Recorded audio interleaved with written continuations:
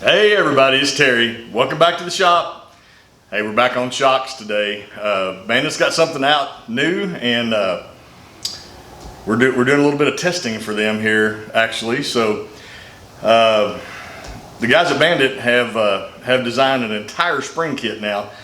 Most of you know I've been running their tenders really ever since I got the Talon X, and it's just been incredible. I mean, their tenders just make a huge amount of difference, but they've designed a complete spring kit now, so all 8 springs are getting replaced, and it's kind of just take a look at what they're doing here. I've actually already done the rears, and they're back on the buggy, so I'll show you a little bit here. This is the stock rear main and the stock rear tender, and any of you that saw the other video know that ain't no tender. That thing just collapses to nothing. And this is the Bandit rear tender by itself. The ones that we're testing right now, we're actually using these same ones on the rear. The rear spring is just a little bit longer, about 5/8 longer than this. So like I said, we're just messing with spring rates here, so that's pretty straightforward on that change. This is where there's a considerably bigger change. So this is the stock main on the front, and this is the Bandit main. So you can see we're quite a bit longer here, and I don't actually have the stock fronts anymore from Honda, but this is that's the tender that Bandit was using with the Honda springs, and this is the tender that they're using with their spring. So you can see this spring stack is going to be quite a bit longer than the other one, so I expect our preloads and everything to be quite a bit different on the front. I said the back's about the same, and I don't have anything set yet, but we'll go through that process of how to set it.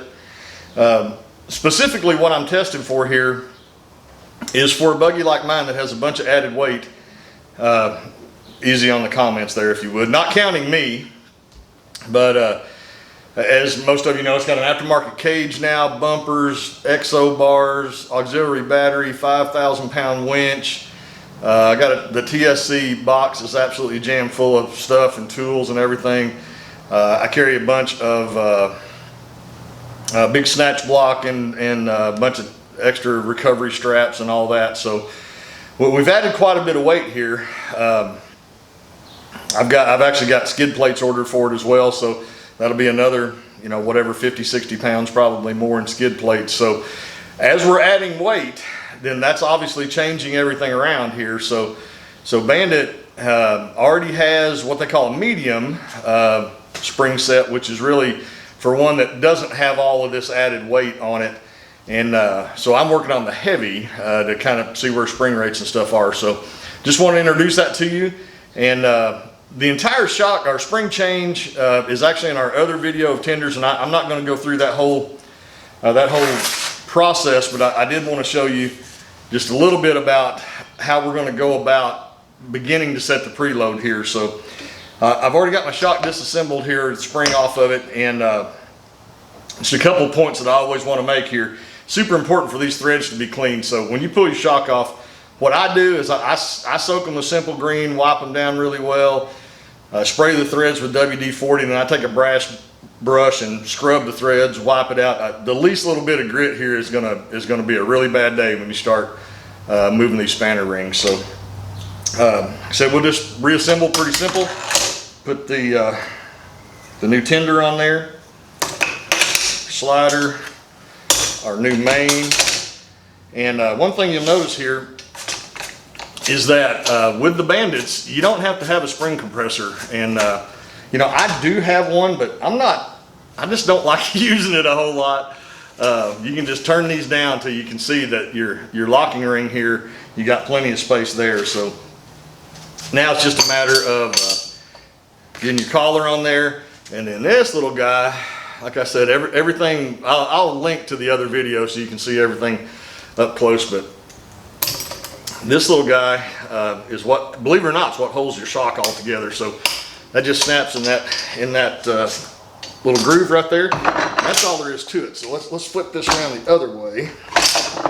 You definitely don't need a vise to do it. It's just, I have one and it just makes it simpler. So what we're gonna do here, and what Bandit recommends is we're gonna snug this up until it doesn't rattle anymore. And just about there. I don't know where the preload needs to be, and like I said, once I get these installed over there, we'll come back and show you where the preload needs to be. But basically, we're just gonna run this down till these springs don't rattle anymore, just a little bit farther, and that's it. I do have a spanner wrench. This is an ancient one from the 90s when we were drag racing cars with coilover shocks on them. I'll link to a spanner wrench. You don't necessarily need it. Matter of fact, you don't need it at all. Preferred way, really, just a punch, just a regular old punch, and a hammer. That's not the right hammer. I set the wrong one out here. Don't use a soft face hammer. You need a ball peen hammer. And basically, we're just going to drive this around. Now, once we get it on the buggy, you'll see how everything is set over there. And most of this you can do just by turning the shock or turning the spring. It's not a difficult adjustment at all. But let me reset, and we'll show you how to set your ride height, just a beginning point, and then we'll go ride it and see where we're at. All right, so we're back at the Talon, and so what we did here on these fronts is over there on the bench, when we put everything together, I just kind of got them where they were snugged up and they weren't rattling. This was 1.5 inches. We had basically, or it still is, 1.5 inches of preload. There's no preload, but 1.5 inches of distance from the bottom of the shock head to the top of the locking ring. And I've got my ATV jack under it, and I've got it jacked up, and the shocks are pulled down to full extension. The tires are just barely off the ground, so the shocks are hanging there at full extension. So with that 1.5 inches, you can see we're back to rattling again. So what Bandit says to do is with the shocks extended like this, now is to crank this down. Like I said, as you can see, you don't need any tools or anything. You can just get it cranked down to where they stop rattling and just a little bit farther. See where we are now.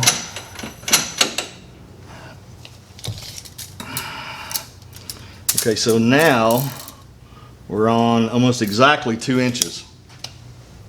So I'm going to go over to the other side, get it to exactly 2 inches. Then we're going to set it on the ground, and we're going to see where our ride height is. And then we'll talk a little bit more about ride height there and how to get what we want. So let me get the other shock done. We'll reset. I'll be right back. All right, so I've got both front shocks set now at 2 inches.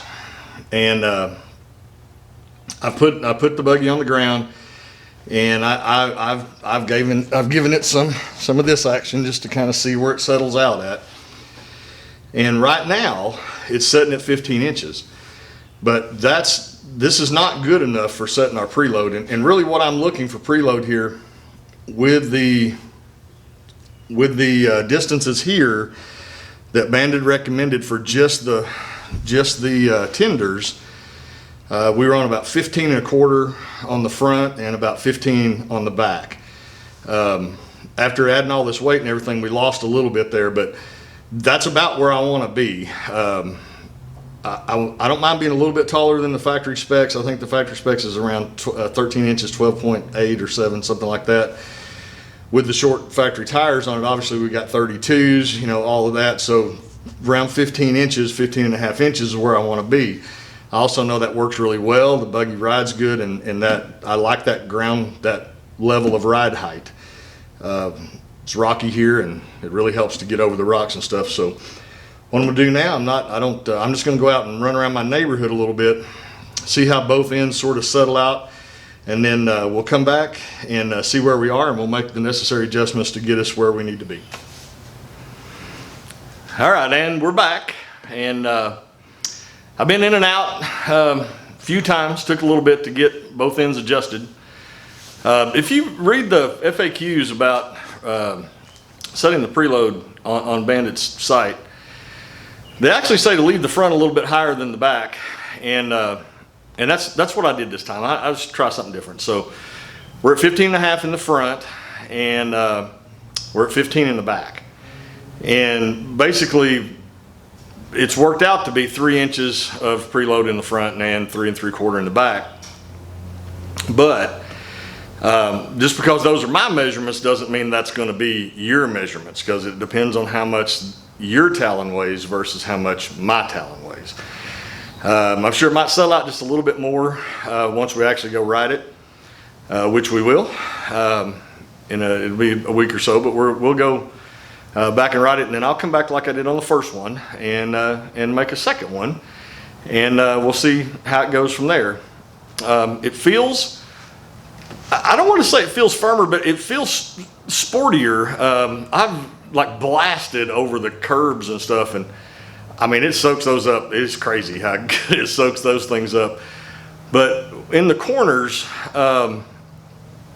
it feels there's less body lean in the corners, and I noticed as we kept adding weight and adding weight and adding weight that it was a little bit. I mean, I could tell a little bit more body lean. It's nothing crazy, but I could tell a little bit more body lean before these springs. So I think these springs are actually going to help that. I was able to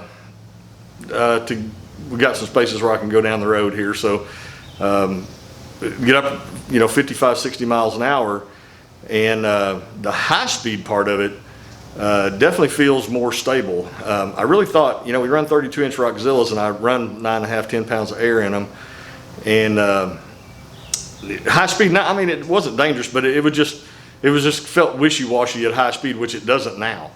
So I thought that was really interesting. So y'all know I'm really not the shock guy, so everything I've learned, 100% of what I've learned is bugging the guys at Bandit to death on Facebook Messenger. So we'll go ride, and we'll come back and see what we think, and we'll make another video and show you what's up. Like I said, final tail of the tape, just so everybody knows, 3 inches of preload on the front's where I am, 3 3/4 inches of preload on the rears where I am, and that gives us 15.5 in the front, 15 in the back. So we'll try that. Like I said, that's what Bandit really recommends, for the front to be a little bit higher than the back. So we'll give that a shot and see what happens, and report back. Thanks so much for watching.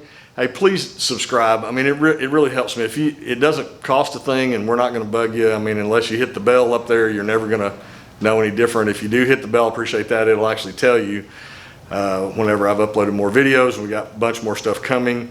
I got more stuff that's out of the camera shot right here to put on it in the next few days. We got skids coming. We got all kind of stuff. So please do subscribe. Thank you guys so much for watching. Have a great day. We'll see you next time.